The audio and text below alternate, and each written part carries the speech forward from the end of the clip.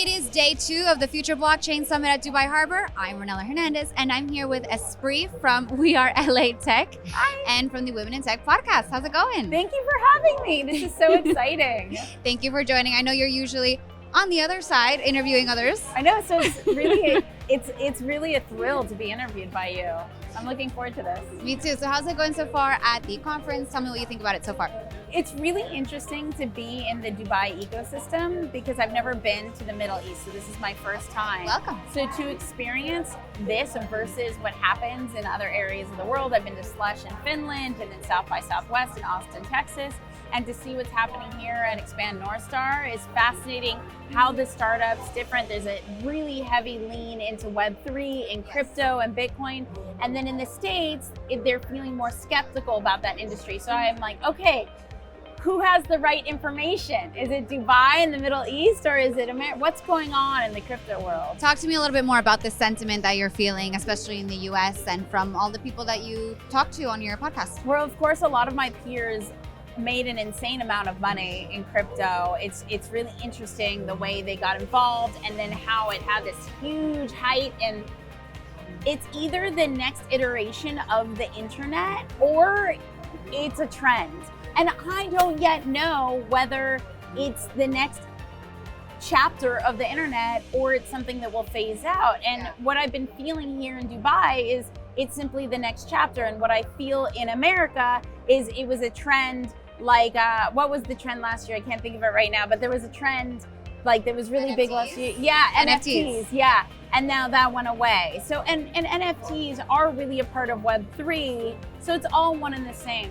Now, at the basis, at the core, that NFTs and Web3 mean you can prove ownership of something is a very interesting, important concept, especially in the textile world where we have all the fake brands being produced and you could really verify. Right. There's a big use case there. Yeah, right. But yeah, I'm trying to find out. So I found it really interesting here how much confidence there is in Web3. I mean, if you're going to talk to industry people, we're all going to tell you this is the future. This Right. is the next iteration of the internet.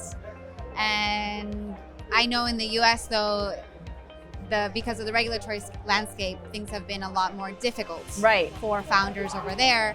And like you said, a lot are coming to other markets like the UAE, for Right. example, simply because the government is more supportive. So now that you are in Dubai, what have you learned or what have you seen here that stood out to you?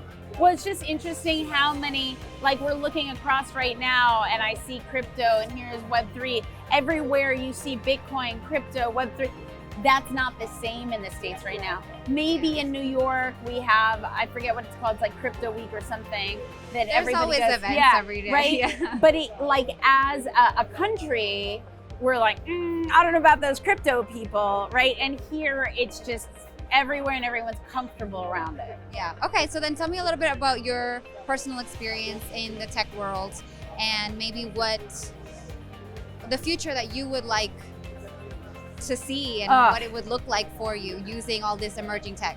Well, my experience in the tech world and what I'd like to see is two different things. I think the most direct way to answer the question is I really hope that technology does what it was promoted to us that it was meant to do, which is to further enhance our connection. I'm concerned with where the addictive nature of our digital communication has turned more into a drug and into manipulating our minds versus truly forming authentic connection. Now, is there still a massive amount of authentic connection being formed? Yes. And also, it is taking away from our authentic connection because when we go out, we're looking at our phones instead of being present. And people don't know how to date anymore. And a very controversial stat, but apparently like a lot of people aren't having sex anymore. Yes. You know, certain countries I heard that was an issue. You know, so it's interesting that intimacy has been downgraded and digital remoteness has been upgraded. And where is the genuine connection amongst people in conversation and in forming those relationships? Yeah. So what are some examples or what are the tech that you are following the most closely, if it's AI or blockchain, or what are you looking at right now? My main focus is community connection. I'm always looking at how do I consider myself an artist of human connection.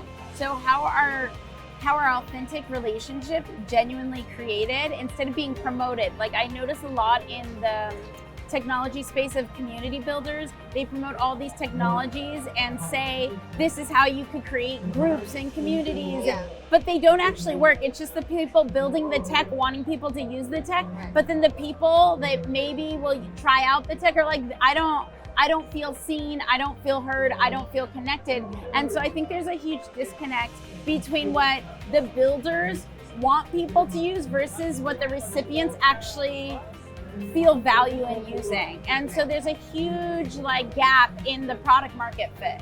And so in that case, then what does community mean to you? It means having shared memorable experiences, feeling that you could have an openness in talking with someone else, feeling like you could be safe and vulnerable and get the support you need, feeling that you could be cheered on in the projects that you're working on.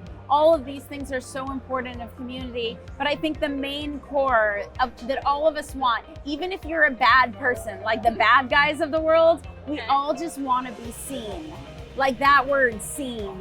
And so it doesn't matter if you're a good guy or a bad guy, everyone wants to be seen, And so if we don't do a good job of making people feel seen, we're not being effective community builders. Okay, and what is your role in that, in making people feel seen? Well, as I shared, I feel like I'm an artist of human connection, so I just take my imagination and turn it into reality. So for We Are LA Tech specifically, my social club in Los Angeles, I'll take Los Angeles tech engineers, founders, investors, product designers on skydiving, dinners, race car driving, clay pigeon shooting, it goes on and on and on. I want to join. It's so fun, and it's all just from my imagination. But I do a very formulaic way of enhancing relationships. Only about 8 to 15 people are allowed per experience because I want it to simulate a dinner party-like vibe.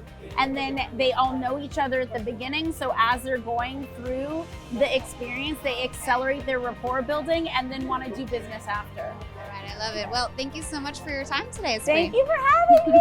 It's been a pleasure.